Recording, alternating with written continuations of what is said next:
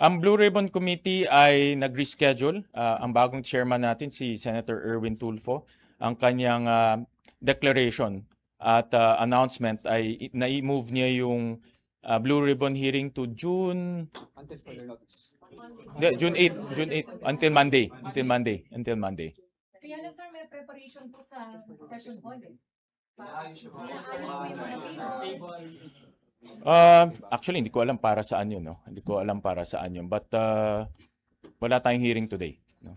So, Sir, ano how gagawin po do you sir? address the confusion that it's creating to the public? Kasi po kagabi, before matulog ang lahat, ibang document ang lumalabas whether there will be a hearing or not. I think una-una yung mga partners natin tulad ng House of Representatives, in-affirm na itong proceedings yesterday. Nakita nyo naman, in-affirm ni Speaker Bogie D.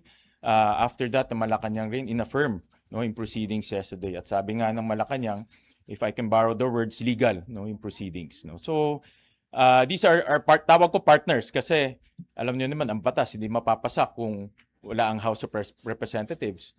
Ang batas hindi rin maipapasa kung hindi pepermahan ng presidente. So these are partners para makapasa tayo ng mga mahalagang batas.